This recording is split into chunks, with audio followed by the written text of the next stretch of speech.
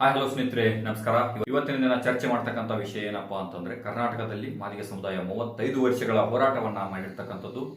ಆ ಹೋರಾಟದಲ್ಲಿ ಅವರಿಗೆ ಆಗಿರ್ತಕ್ಕಂಥ ಅನ್ಯಾಯ, ಇವತ್ತೇನೋ ಒಂದು ಕ್ಯಾಬಿನೆಟ್ ಅಂತಕ್ಕಂಥ ಸಂಪೂರ್ಣವಾದ ಮೀಸಲಾತಿಯನ್ನ ಜಾರಿ ಮಾಡದ ಕುರಿತಾಗಿ ಒಂದಿಷ್ಟು ವಿಚಾರಗಳನ್ನ ಇಲ್ಲಿ ಚರ್ಚೆಯನ್ನ ಮಾಡೋಣ. ಈ 35 ವರ್ಷಗಳ ಹೋರಾಟದ ನಂತರವೂ ಮಾದಿಗ ಸಮುದಾಯಕ್ಕೆ ಸಂಪೂರ್ಣ ಮೀಸಲಾತಿ ನ್ಯಾಯ ದೊರೆತಿದೆಯೇ ಅಂತ ನಾವು ನೋಡಿದಾಗ ಇಲ್ಲ.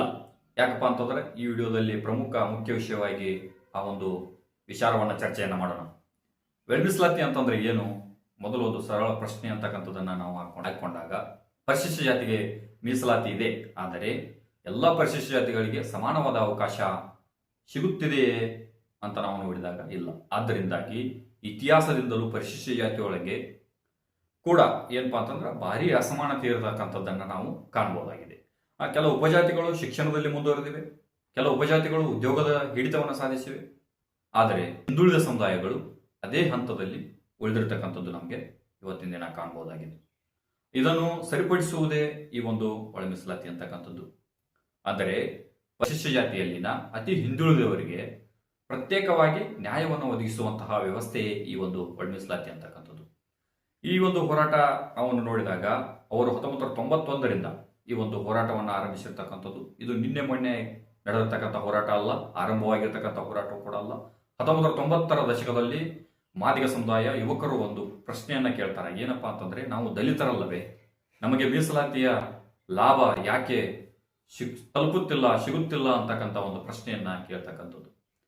ಅದೇ ರೀತಿ ಆಂಧ್ರ ಪ್ರದೇಶದ ಮಾದಿಗ ದಂಡೋರ ಚಳವಳಿಯ ಪ್ರಭಾವದ ನಂತರ ಕರ್ನಾಟಕದಲ್ಲಿಯೂ ಕೂಡ ಈ ಒಂದು ಒಳ ಮೀಸಲಾತಿ ಕುರಿತಾಗಿ ಹೋರಾಟಗಳು ಆರಂಭವಾದವು. ಅಲ್ಲಿಂದ ಪಾದಯಾತ್ರೆಗಳಾಗಿರ್ಬೋದು, ಧರಣಿಗಳಾಗಿರ್ಬೋದು, ಜಿಲ್ಲಾಧಿಕಾರಿ ಕಚೇರಿಗೆ ಮುತ್ತಿಗೆ ಆಗಿರ್ಬೋದು, ವಿಧಾನಸೌಧ ಚಲೋ ಆಗಿರ್ಬೋದು, ಇದೆಲ್ಲವೂ ಕೂಡ ಶಾಂತಿಯುತ ಮತ್ತು ಸಂವಿಧಾನಾತ್ಮಕ ಹೋರಾಟವನ್ನು ಆರಂಭ ಮಾಡಿರ್ತಕ್ಕಂಥದ್ದು. ಇಲ್ಲಿ ಹೋರಾಟದ ರೂಪರೇಷೆಗಳನ್ನು ನಾವು ನೋಡಿದಾಗ ಬೀದಿ ಹೋರಾಟಗಳು, ರಾಜ್ಯವ್ಯಾಪ್ತಿ ಪ್ರತಿಭಟನೆಗಳು, ಸುವರ್ಣಸೌಧ, ವಿಧಾನಸೌಧ ಚಲೋ, ಪಾದಯಾತ್ರೆಗಳು, ಈ ರೀತಿಯಾಗಿ ಹೋರಾಟವನ್ನ ಈ ಒಂದು ಮಾದಿಗ ಸಮುದಾಯ ಮಾಡಿಕೊಂಡು ಬಂದಿರತಕ್ಕಂಥದ್ದು. ಇಲ್ಲಿ ಸರ್ಕಾರಕ್ಕೆ ಸಾವಿರಾರು ಮನವಿಗಳನ್ನು ನೀಡಿದರು, ಸಚಿವರೊಂದಿಗೆ ಚರ್ಚೆಗಳನ್ನ ಮಾಡಿದರು. ಅದೇ ರೀತಿಯಾಗಿ ಶಾಸಕರ ಮನೆಗೆ ಮುತ್ತಿಗೆಯನ್ನು ಕೂಡ ಹಾಕಿದ್ರು. ಇಲ್ಲಿ ಕಾನೂನಾತ್ಮಕವನ್ನ ಹೋರಾಟವನ್ನು ನೋಡಿದಾಗ ನಾವು ಅನೇಕ ಆಯೋಗಗಳ ಬೇಡಿಕೆಯನ್ನು ಕೂಡ ಇಟ್ಟಿದ್ರು. ನ್ಯಾಯಾಲಯದ ಅಡಿ ಸಂವಿಧಾನಾತ್ಮಕವಾಗಿ ಹೋರಾಟವನ್ನು ಮಾಡಿರ್ತಕ್ಕಂಥದ್ದು ಈ ಒಂದು ಸಮುದಾಯ ಆಗಿರ್ತದ. ಇಲ್ಲಿ ಅನೇಕ ಅದಕ್ಕಾಗಿಯೇ ಆ ಒಂದು ವಿಚಾರವಾಗಿಯೇ 35 ವರ್ಷಗಳ ಕಾಲ ಅನೇಕ ಸೆಮಿನಾರ್ಗಳನ್ನು ಮಾಡಿರ್ತಕ್ಕಂಥದ್ದು, ವಿಚಾರ ಸಂಕಿರಣಗಳನ್ನು ಮಾಡಿರ್ತಕ್ಕಂಥದ್ದು, ವಿದ್ಯಾರ್ಥಿಗಳಿಗೆ ಜಾಗೃತಿಯನ್ನು ಮಾಡಿರ್ತಕ್ಕಂಥದ್ದು ಕೂಡ ಈ 35 ವರ್ಷಗಳಲ್ಲಿ ನಾವು ಕಾಣಬಹುದಾಗಿದೆ. ಇದು ಕೇವಲ ಆಕ್ರೋಶದ ಹೋರಾಟವಲ್ಲ, ಇದು ವಿಚಾರಾಧಾರಿತ ಹೋರಾಟ ಈ ಒಂದು ಮಾದಿಗ ಸಮುದಾಯದಾಗಿತ್ತು. 2012ರಲ್ಲಿ ಕರ್ನಾಟಕ ಸರ್ಕಾರ ಅಂತಕ್ಕಂಥದ್ದು ನ್ಯಾಯಮೂರ್ತಿ ಎ.ಜೆ. ಸದಾಶಿವ ಆಯೋಗವನ್ನ ರಚಿಸಿತು.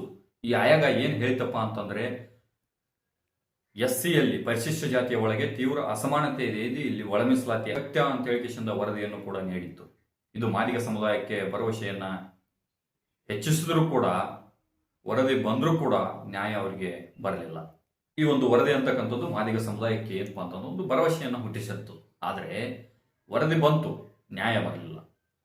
ಬಹು ವರ್ಷಗಳ ಕಾಲ ಆ ವರದಿಯಲ್ಲಿ ಅಲೆಮರೆಯಂತೆ ಏನಪ್ಪಾ ಅಂತಂದ್ರೆ ವಿರೋಧದ ಭಯ, ಅದೇ ರೀತಿಯಾಗಿ ವಿರೋಧದ ಒತ್ತಡ ನಡುವೆ ಏನಪ್ಪಾ ಅಂತಂದ್ರೆ ಆ ಒಂದು ವರದಿ ಮಾದಿಗ ಸಮುದಾಯಕ್ಕೆ ದೊಡ್ಡ ಮಾನಸಿಕವಾಗಿರ್ತಕ್ಕಂಥ ಹೊಡೆತವನ್ನ ಕೊಟ್ಟಿರ್ತಕ್ಕಂಥದ್ದನ್ನ ನಾವು ನೋಡ್ಬೋದು. ಅದಾದ ನಂತರ ಸುಪ್ರೀಂ ಕೋರ್ಟ್ ಅಂತಕ್ಕಂಥದ್ದು 35 ವರ್ಷಗಳ ಹೋರಾಟದ ನಂತರ 2024ರಲ್ಲಿ ಭಾರತದ ಸುಪ್ರೀಂ ಕೋರ್ಟ್ ಐತಿಹಾಸಿಕ ತೀರ್ಪನ್ನು ನೀಡ್ತದ. ಆಯಾ ರಾಜ್ಯಗಳಿಗೆ ಪರಿಶಿಷ್ಟ ಜಾತಿಯಲ್ಲಿ ಉಪವರ್ಗೀಕರಣ, ಒಳ ಮೀಸಲಾತಿ ಅಂತಕ್ಕಂಥದ್ದು ಅವಶ್ಯಕ.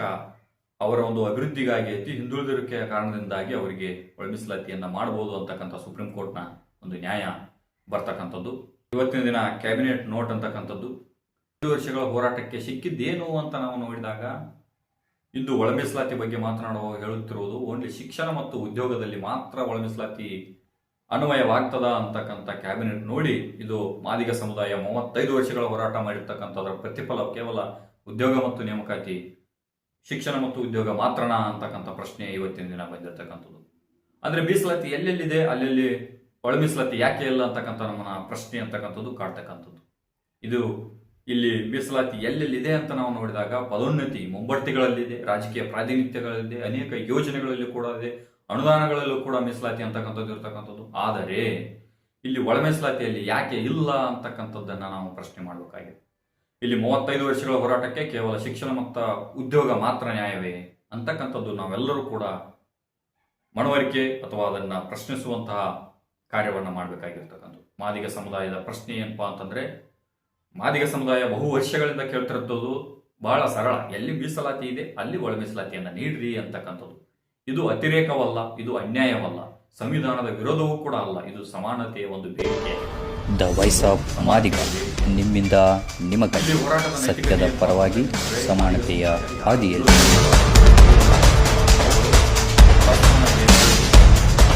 ವಿಭಜನೆಯ ಹೋರಾಟವಲ್ಲ, ಈ ಒಂದು ಹೋರಾಟ ಅಂತಕ್ಕಂಥದ್ದು ವಿಭಜನೆಯ ಹೋರಾಟವಲ್ಲ, ಸಮಾನತೆಯ ಹೋರಾಟ ಆಗಿರ್ತಕ್ಕಂಥದ್ದು.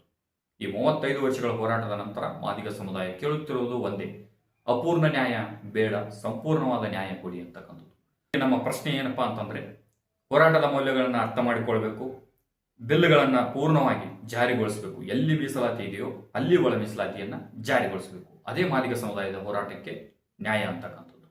ಆದ್ದರಿಂದಾಗಿ ನಾವೆಲ್ಲರೂ ಕೂಡ ಇವತ್ತಿನ ದಿನ ಯೋಚನೆ ಮಾಡಬೇಕಾಗಿರ್ತಕ್ಕಂಥದ್ದು ಬಂಧುಗಳೇ, ನಮಗೆ ಬೇಕಾಗಿರ್ತಕ್ಕಂಥದ್ದು ಮೀಸಲಾತಿ ಎಲ್ಲಿದೆಯೋ ಅಲ್ಲಿ ಒಳ ಮೀಸಲಾತಿ. ಇವತ್ತಿನ ದಿನ ಪಂಚಾಯತ್ ರಾಜ್ ಏನಂತೀವಿ ನಾವು, ಕೇವಲ ಉದ್ಯೋಗ ಮತ್ತು ಶಿಕ್ಷಣದಲ್ಲಿ ಮಾತ್ರ ಅವರು ಡೆಫಿನೇಷನ್ಗಳನ್ನು ನೀಡಿರ್ತಕ್ಕಂಥದ್ದು. ಅಲ್ಲಿ ಕೂಡ ಡೆಫಿನೇಷನ್ ನೀಡಿದಾಗ ಉದ್ಯೋಗ ಅಂತ ಕರೆದಾಗ ಈ ಪಂಚಾಯತ್ ರಾಜ್ ಬಗ್ಗೆ ಹೇಳಿರ್ತಕ್ಕಂಥದ್ದು, ಕಾರ್ಪೊರೇಷನ್ ಬಗ್ಗೆ ಹೇಳಿರ್ತಕ್ಕಂಥದ್ದು, ಅನೇಕ ಅನುದಾನಿತ ಶೈಕ್ಷಣಿಕ ಸಂಸ್ಥೆಗಳ ಬಗ್ಗೆ ಹೇಳಿರ್ತಕ್ಕಂಥದ್ದು, ಎಲ್ಲವನ್ನು ಹೇಳಿದರೂ ಕೂಡ ನಮಗೆ ಬೇಕಾಗಿರ್ತಕ್ಕಂಥದ್ದು ಪಂಚಾಯತ್ ರಾಜ್ ಸ್ಥಳೀಯ ಸಂಸ್ಥೆಗಳಲ್ಲಿ ನಮ್ಗೆ ಏನು ಬೇಕಾಗಿತ್ತು, ಒಳ ಮೀಸಲಾತಿ ಅಪ್ಲೈ ಆಗಬೇಕಾಗಿತ್ತು. ಅದೇ ರೀತಿಯಾಗಿ ಅನುದಾನಗಳು, ಏನು ಅನುದಾನಗಳ ಬಿಡುಗಡೆ ಅಥವಾ ಅದರಲ್ಲೂ ಕೂಡ ಒಳ ಮೀಸಲಾತಿಯಲ್ಲಿ ಇರ್ತಕ್ಕಂಥ ಅನುದಾನಗಳು ಕೂಡ ಒಳ ಮೀಸಲಾತಿಯಲ್ಲಿ ಜಾರಿ ಆಗಬೇಕಾಗಿತ್ತು. ಅದೇ ರೀತಿಯಾಗಿ ಇವತ್ತಿನ ದಿನ ಏನಪ್ಪಾ ಅಂತಂದ್ರೆ SCPTSP ಫಂಡ್ ಕೂಡ ಅದರಲ್ಲೂ ಕೂಡ ನಮಗೆ ಒಳ ಮೀಸಲಾತಿ ಅಂತಕ್ಕಂಥದ್ದು ಅಪ್ಲೈ ಆಗಬೇಕಾಗಿತ್ತು. ಅನೇಕ ವಿಚಾರಗಳು, ಇದೇ ರೀತಿಯಾಗಿ ಅನೇಕ ವಿಚಾರಗಳು ಕೂಡ ಮೀಸಲಾತಿ ಏನಿದೆಯೋ ನಮ್ಮದು ಒಂದು ಪಾಯಿಂಟ್ ಅಜೆಂಡಾ ಏನಪ್ಪಾ ಅಂತಂದ್ರೆ, ನಮಗೆ ಎಲ್ಲಿ ಒಳ ಮೀಸಲಾತಿ ಇದೆಯೋ ಅಲ್ಲಿ ಒಳ ಮೀಸಲಾತಿ ಬೇಕು. ಇದು ನಮ್ಮ ನ್ಯಾಯಬದ್ಧವಾಗಿರ್ತಕ್ಕಂಥ ಹಕ್ಕು. ನೀವು 35 ವರ್ಷಗಳ ಕಾಲ ಹೋರಾಟ ಮಾಡಿರ್ತಕ್ಕಂಥದ್ದು ಕೇವಲ ಶಿಕ್ಷಣ ಮತ್ತು ಉದ್ಯೋಗಕ್ಕೆ ಮಾತ್ರವಲ್ಲ, ಅದನ್ನೆಲ್ಲವನ್ನ ಅರ್ಥ ಮಾಡ್ಕೋಬೇಕು. ಜನಸಾಮಾನ್ಯರು ಪ್ರತಿಯೊಬ್ಬರು ಕೂಡ ಇದನ್ನು ಅರ್ಥೈಸಿಕೊಳ್ಬೇಕು. ಕೇವಲ ಮತ್ತು ಉದ್ಯೋಗ, ಮುಂಬಡ್ತಿಯಲ್ಲೂ ಕೂಡ ಮೀಸಲಾತಿಯನ್ನು ಅನ್ವಯಿಸಲ್ಲ ಅನ್ನುವಂಥ ಒಂದು ಕ್ಯಾಬಿನೆಟ್ ನೋಟನ್ನು ನೋಡಿದಾಗ ನಮಗೆ ಕೂಡ ಆಗತ್ತಾಗಿರ್ತಕ್ಕಂಥದ್ದು. ಇಲ್ಲಿ ಮುಂಬಡ್ತಿಯಲ್ಲೂ ಕೂಡ ಮೀಸಲಾತಿ ಇಲ್ಲ, ಒಳ ಮೀಸಲಾತಿ ಇಲ್ಲ ಅಂತಕ್ಕಂಥದ್ದು. ಓನ್ಲಿ ಬ್ಯಾಕ್ಲಾಗ್ ಅಂತಕ್ಕಂಥ 1.1 ಮಾತ್ರ ಬ್ಯಾಕ್ಲಾಗ್ ಅನ್ನು ಹಾಕಿರ್ತಕ್ಕಂಥದ್ದು. ಅದಕ್ಕೆ ನಾನು ಸ್ವಾಗತಾರ್ಹ. ಅವರು ಮಾಡಿರ್ತಕ್ಕಂಥದ್ದು ಅಪೂರ್ಣ ಅಂತಕ್ಕಂಥದ್ದು, ಅರ್ಧ ಮೀಸಲಾತಿಯನ್ನು ಕೊಡ್ತಕ್ಕಂಥದ್ದು ಎಷ್ಟರ ಮಟ್ಟಿಗೆ ಸರಿ, ಸರ್ಕಾರ ಇಲ್ಲಿ ಯೋಚನೆ ಮಾಡಬೇಕಾಗಿರ್ತಕ್ಕಂಥದ್ದು. ಅಪೂರ್ಣ ಮಾಡಿದ್ದು ನಮಗೆ ಆಘಾತವನ್ನು ಉಂಟು ಮಾಡಿದೆ. ತಾವೆಲ್ಲರೂ ಕೂಡ ಜಾಗೃತರಾಗಬೇಕು. ಕೇವಲ ನೋಟನ್ನು ನೋಡಿ ನಮಗೆ ಇವತ್ತು ಎಷ್ಟೊಂದು ಆಘಾತ ಅಂತಂದ್ರೆ, 11 ತಾರೀಕು ಆಗಿರ್ತಕ್ಕಂಥ ಕ್ಯಾಬಿನೆಟ್ ಇವತ್ತಿನ ದಿನ ನಮಗೆ ಕೈಗೆ ಸಿಗುವಂತ ಪರಿಸ್ಥಿತಿಯನ್ನ ನಿರ್ಮಿಸಿರ್ತಕ್ಕಂಥದ್ದು. ಅಂದ್ರೆ 11 ತಾರೀಕು ಕ್ಯಾಬಿನೆಟ್ ಆಗ್ಯದ, ಆದ್ರೆ ಇವತ್ತಿನ ದಿನ ನಮ್ಗೆ ಏನಪ್ಪಾ ಅಂದ್ರೆ ಕ್ಯಾಬಿನೆಟ್ ನೋಟುಗಳು ಇವತ್ತಿನ ದಿನ ಹರಿದಾಡ್ತಿರ್ತಕ್ಕಂಥವು. ಇಷ್ಟು ನಮ್ಮ ದುಸ್ಥಿತಿ ಅಂತಕ್ಕಂಥದ್ದು ಇವತ್ತು ನಾವೆಲ್ಲರೂ ಕೂಡ ಗಮನಿಸಬೇಕು. ಮತ್ತೆ ಇದರ ಕುರಿತಾಗಿ ಪ್ರತಿಯೊಬ್ಬರು ಕೂಡ ತಮ್ಮ ತಮ್ಮ ಏನೊಂದು ಕ್ಷೇತ್ರಗಳಲ್ಲಿ MLAಗಳು MP ಗಳ ಮೂಲಕ ಇನ್ನೂ ಕೂಡ ಚರ್ಚೆಯನ್ನ ಮಾಡುವುದಿದೆ. ಆ ಚರ್ಚೆಯಲ್ಲಿ ಸಂಪೂರ್ಣವಾಗಿ ಈ ಒಂದು ಒಳ ಮೀಸಲಾತಿ ಬಿಲ್ ಜಾರಿ ಆಗೋದರೊಳಗಾಗಿ ಕೆಲವು ಮಾರ್ಪಾಡುಗಳನ್ನು ಅದರಲ್ಲಿ ಮೆನ್ಷನ್ ಮಾಡೋದ್ರ ಮುಖಾಂತರ ಸಂಪೂರ್ಣವಾಗಿ ಒಳ ಮೀಸಲಾತಿಯನ್ನು ಜಾರಿ ಮಾಡಿಸುವ ನಿಟ್ಟಿನಲ್ಲಿ ಪ್ರತಿಯೊಬ್ಬರು ಕೂಡ ಎಚ್ಚರಗೊಳ್ಳಬೇಕು. ಇದು ಕೇವಲ ಒಂದು ದಿನದ ನಿನ್ನೆ ಮೊನ್ನೆ ಹೋರಾಟವಲ್ಲ, 35 ವರ್ಷಗಳ ಹೋರಾಟವನ್ನು ತಾವೆಲ್ಲರೂ ಕೂಡ ಮಾಡಿದ್ದೀರಿ. ಎಷ್ಟೋ ಜನರು ತಮ್ಮ ಜೀವನವನ್ನೇ ಏನಪ್ಪಾ ಅಂತಂದ್ರೆ ಈ ಒಂದು ಹೋರಾಟದಲ್ಲಿ ಅರ್ಪಿಸಿರ್ತಕ್ಕಂಥದ್ದು, ಎಷ್ಟೋ ಜನರು ಸಾವನ್ನ ಈಡಾಗಿರ್ತಕ್ಕಂಥದ್ದು. ಚಳಿಗಾಲದ ಅಧಿವೇಶನದಲ್ಲಿ ಬೆತ್ತದ ಬಡತವನ್ನ ತಿಂದಿರ್ತಕ್ಕಂಥ ಪೊಲೀಸರನ್ನ ಲಾಠಿ ಚಾರ್ಜ್ ಕೂಡ ಅನುಭವಿಸಿರ್ತಕ್ಕಂಥವ್ರು ಇದ್ದಾರೆ. ಆದರೆ ಆ ಮಕ್ಕಳಿಗೆ, ಆ ಮುಂಬರುವ ವಿದ್ಯಾರ್ಥಿಗಳಿಗೆ ಇದರ ಪ್ರತಿಫಲ ಸರಿಯಾದ ರೀತಿಯಲ್ಲಿ ದೊರೀತಾ ಇಲ್ಲ ಅಂತಂದ್ರೆ ತಾವೆಲ್ಲರೂ ಕೂಡ ಎಚ್ಚರಗೋಗಬೇಕು, ಗಮನವನ್ನು ಹರಿಸಬೇಕು. ತಮ್ಮ ಕ್ಷೇತ್ರದಲ್ಲಿ ಬರ್ತಕ್ಕಂಥ MLAಗಳಿಗೆ ತಾವು ಅದರ ಮನವರಿಕೆ ಮಾಡಿ ಅಧಿವೇಶನದಲ್ಲಿ ಏನ್ ನಡೀತಾ ಇದೆ ಆ ಅಧಿವೇಶನದಲ್ಲಿ ಇದನ್ನ ಮಾತನಾಡಲಿಕ್ಕೆ ಹಚ್ಚಲೇಬೇಕು ಅಂತಕ್ಕಂಥ ತಮ್ಮಲ್ಲಿ ವಿನಂತಿಯನ್ನು ಮಾಡ್ತಾ ಧನ್ಯವಾದಗಳು. ನಮಸ್ಕಾರ. ದ ವಾಯ್ಸ್ ಆಫ್ ಮಾದಿಗ, ನಿಮ್ಮಿಂದ ನಿಮಗಾಗಿ, ಸತ್ಯದ ಪರವಾಗಿ, ಸಮಾನತೆಯ ಹಾದಿಯಲ್ಲಿ.